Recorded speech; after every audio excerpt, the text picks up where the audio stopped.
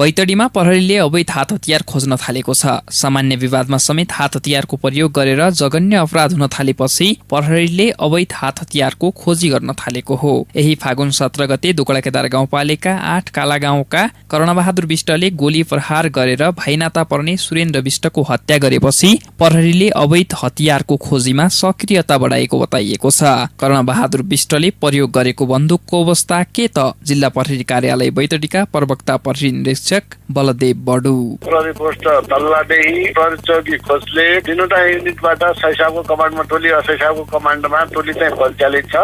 तलासको लागि व्यापक लागिरहेको छ, बिहानैदेखि लागिरहेको छ। अब त्यो भिडबाट फाले गाउँ खोलातिर भन्छ, त्यो ठाउँहरूमा भेटिरहेको छैन। अहिले त हामी चाहिँ त्यो उसले फालेको हतियारै प्रयोग गरेकै हतियारलाई चाहिँ नियन्त्रण गर्नका लागि हामी त्यो हतियार चाहिँ बरामद गर्नका लागि खोज तलास गरिरहेका हौँ। अन्य हतियारहरूको त सूचना सङ्कलन गर्ने कार्य जारी नै छ। अब कुन ठाउँमा हुन सक्छन् भन्ने त्यो अर्को विषय भयो होइन। तर हाम्रो यो केससँग जो चलिराखेको वर्तमान अहिलेको मुद्दा छ भनौँ, करेन्ट जो केस छ योसँग सम्बन्धित हतियार जो चाहिँ छ त्यसको खोज तलासको लागि यो टोली परिचालन भएको। अहिलेसम्म चाहिँ भेटिएको अवस्था छैन। अहिले भर्खरै मलाई घरमा त्यता आसपास एरिया त्यो फालेको भनेको स्थानबाट सही साहबले फोन गर्नुभएको थियो, लेकबाट खटिनु भएको सही साहब, उहाँले फोन गर्नुभएको थियो भेट्या छैन भनेर। अझै तिनीहरू खोज तलासमा भने आसपासको एरियामा हुनसक्छ, कहीँ अन्त दाहिनेमा 150 मिटरको दूरीमा तलमाथि हुनसक्छ। खोजहरूमा खोलाको अब जङ्गलको ठुलो भिड पाखाहरू छ, त्यहाँ ठुल्ठुलो ओडारहरू छ, त्यहाँ पनि हुनसक्छ। यसो हेर्नुहोस् भनेर सबै ठाउँमा सर्च चाहिँ गरिरहेका छन् टोलीहरूले। सुरेन्द्रको हत्यापछि कालागाउँबाट प्रहरीले अवैध हतियार सहित थप एकजनालाई पक्राउ गरेपछि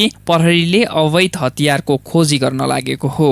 अवैध हात हतियार र इजाजत सहितका हात हतियारको अवस्थाको विषयमा जिल्ला प्रशासन कार्यालय बैतडीको चासो के त? जिल्ला प्रशासन कार्यालय बैतडीका प्रमुख जिल्ला अधिकारी दीर्घराज उपाध्याय। अवैध हात हतियार राख्न पाइँदैन होइन, कानुन त त्यस्ता हात हतियार कहीँ कसैसँग छन् भने बुझाउनु पर्छ। नजिकको प्रहरी कार्यालयमा नभए समातिन्छ र कानुन अनुसार कारबाही हुन्छ।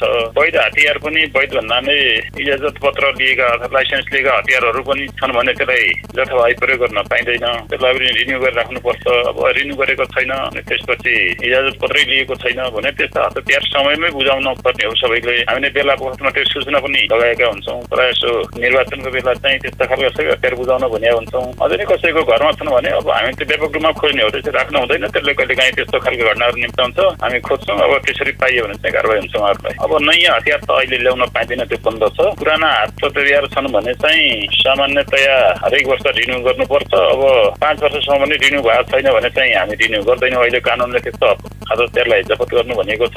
त्यसैले 5 वर्षभन्दा बढी अवधि भएको छ, रिन्यू भएको छैन भने चाहिँ जफत हुन्छ। अब 5 वर्षभित्रैकै छ भने जिल्ला प्रशासन कार्यालयमा आएर उहाँहरू रिन्यू गर्न सक्नुहुन्छ आवश्यक शुल्क तिरेर। नयाँ किन्ने अहिले प्रावधान छैन, त्यसै नयाँ इजाजत पत्र हुँदैन। तर अब कोही इजाजत पत्रवालाको मृत्यु भएको कुनै कारणले चाहिँ अब आफ्नो छोराहरूमा नामसारी गर्न चाहिँ मिल्छ। त्यसरी भएका हतियारको व्यवस्थापन त्यसरी गर्ने हो। अब अवैध छन् भने त्यसरी लाइसेन्स नभएरै कसैले राखेका छन् भने त्यो चाहिँ सिधै आएर प्रहरीका दिनुपर्ने हुन्छ।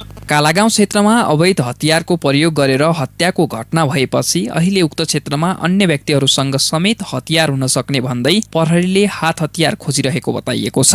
अहिले यो विषयलाई गम्भीर रूपमा लिएर प्रहरीले हतियारका विषयमा सूचना सङ्कलन गरिरहेको बताउनुहुन्छ पुनः जिल्ला प्रहरी कार्यालय बैतडीका प्रवक्ता प्रहरी निरीक्षक बडु।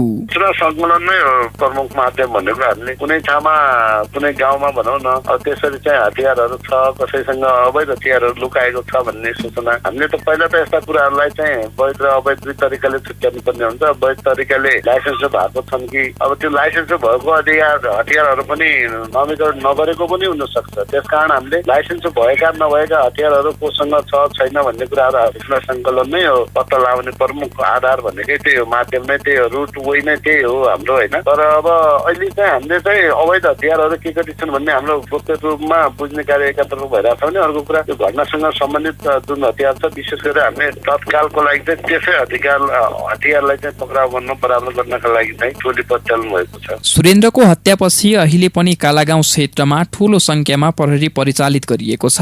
सुरेन्द्रको हत्यामा कर्णबहादुर विष्टले प्रयोग गरेको बन्दुक भने अझै प्रहरीले फेला पार्न सकेको छैन।